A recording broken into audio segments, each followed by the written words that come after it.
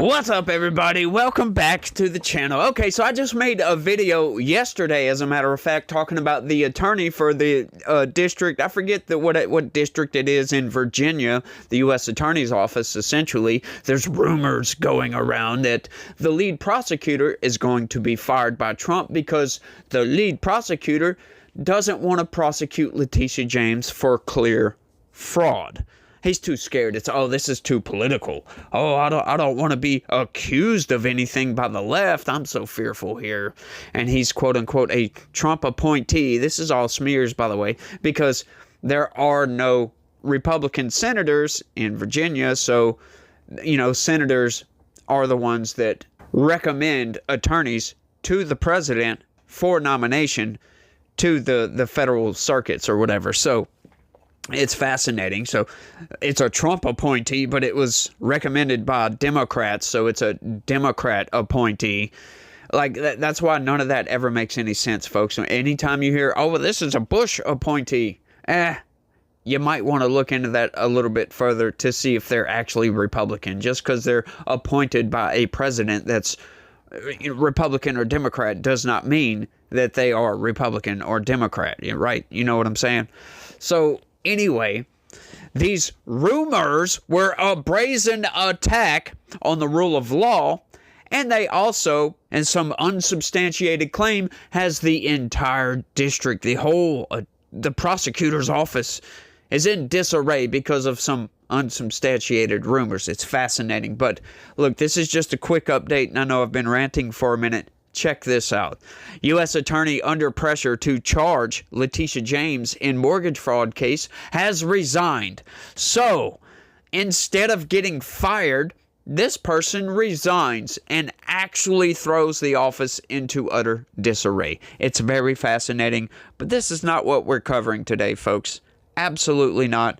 I just wanted to bring that quick update because I just covered that and we have some new information, so I wanted to give that to you guys. So let's get into what we're covering. Check this out.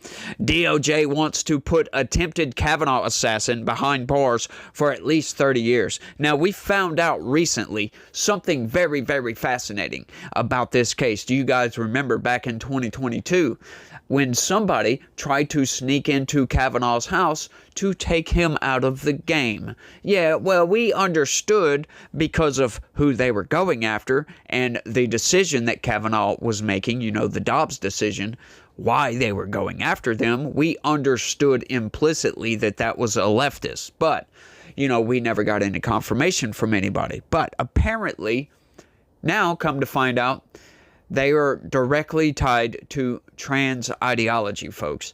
Like, it is becoming more and more apparent that this trans ideology is directly connected with mental instability and political violence in this country. Look, I'm not saying all, but there is a direct link here. And this is something, once again, that conservatives have been saying for a long time, ever since this exploded like 10 years ago, 15 years ago, whenever it did, that, look, these are mentally unstable people. We don't need to be affirming these delusions. It's only going to push them further in one direction, further into that instability, further down the path of destruction, further down the path of sterilization, as a matter of fact. So let's get into this. But, the reluctancy of the Hill to actually come out and say that this is trans ideology is very fascinating, because every other news publication did, except for the Hill.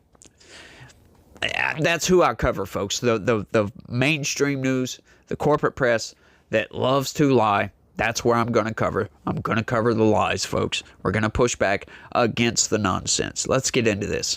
Federal prosecutors said Friday they will seek to imprison the person who attempted to assassinate Supreme Court Justice Brett Kavanaugh at his home in 2022 for at least 30 years and up to life.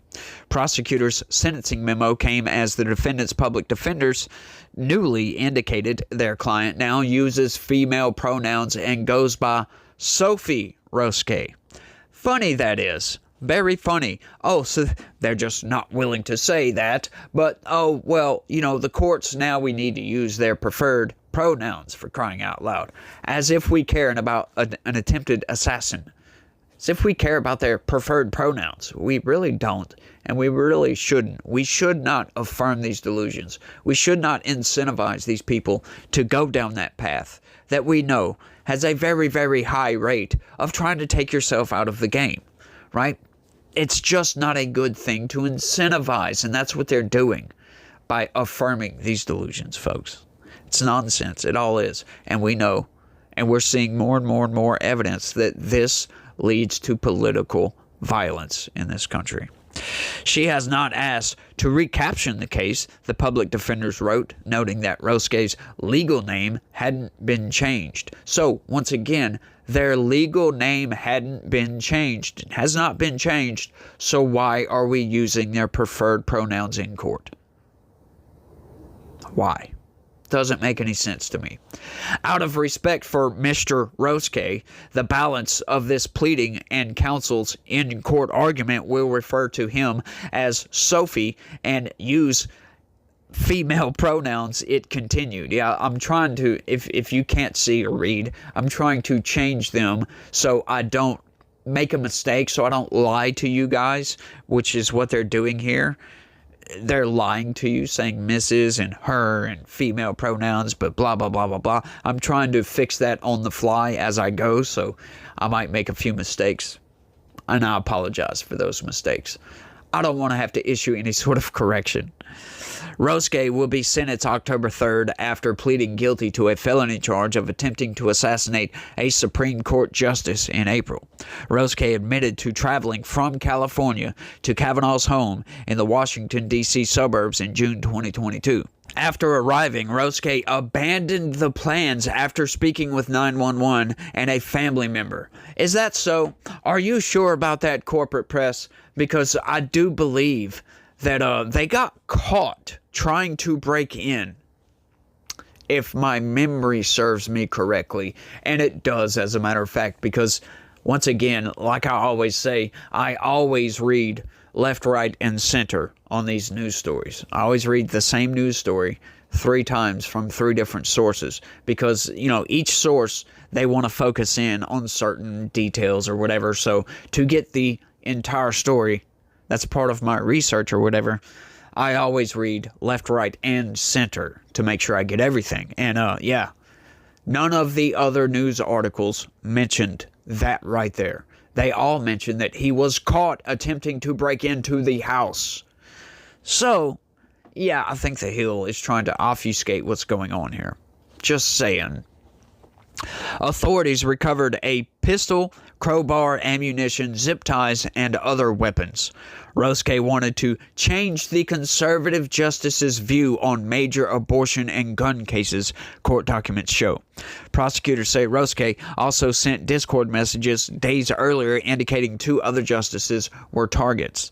The defendants sought single-handedly and irrevocably to alter an entire branch of the United States government through violence, prosecutors wrote in Friday's filing. Their sentencing memo urges U.S. District Judge Deborah Boardman to follow the sentencing guidelines range of 30 years to life in prison, describing Roskay's crime as an act of terrorism. As a matter of fact, it was. That whole thing was an act of terrorism, right? It wasn't just Roskay, if you will, right? It was the entirety of all of those protesters that were actually breaking the law. You might think, what do you mean, protester? Yeah, they weren't rioting or nothing. They were peaceful protesters, but they were still breaking the law outright by gathering in front of Justice Kavanaugh's home. You can't protest, right? That's one thing people love to say. They love to say, oh, freedom of speech and all this other nonsense. Well, you know, there's limits to that. There's definitely limits to that in this country. And, you know, do I think it's right? I think they made a good judgment decision when they made that law that you cannot protest in front of a judge's home, especially on live issues that are in current public debate. You can't do that, because if these people are living in fear for their lives, for crying out loud, because we know, once again, all these leftist protests, they generally turn violent. And once again, as is with this case, they were protesting, and under the cover of night, this guy snuck in and tried to take one of the the justices out of the game, for crying out loud. I mean, that just proves my point right there, right? This is a good idea. These people should not be protesting in front of justices' homes, for crying out loud, for very, very good reason. We want blind justice. We don't want terrorized justices making decisions that will alter the course of this country, for crying out loud. Like, none of that makes any sense.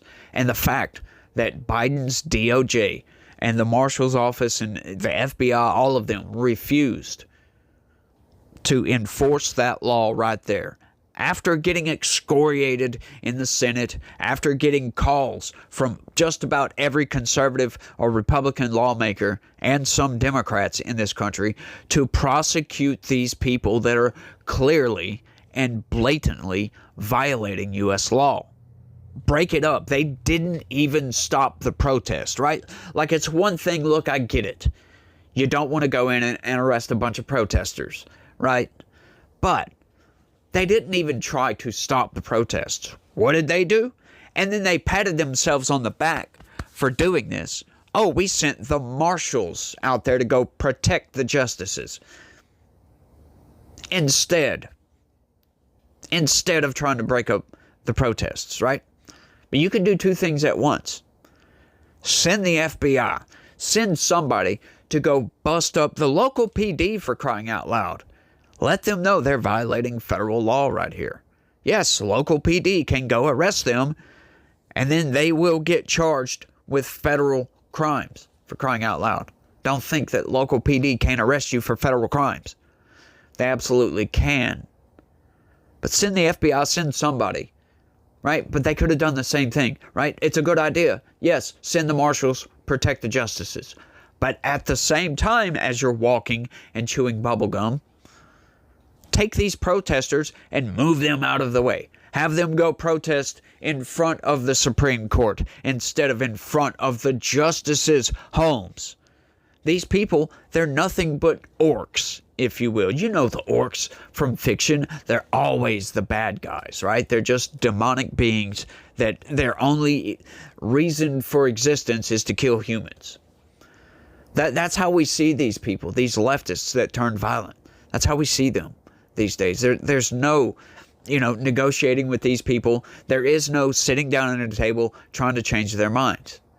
We see the end result of what that specifically does. And we're tired of it, folks. We're sick to death of this nonsense political violence. But let's keep going, y'all. Rose K presented a very real threat to life to an individual and their family members, a threat that showed up at their home in the middle of the night, prosecutors wrote. No judicial or court official or their family should have to live under the fear and mental toll that they could, on any day, at any time of the day or night, be gunned down based on judicial decisions.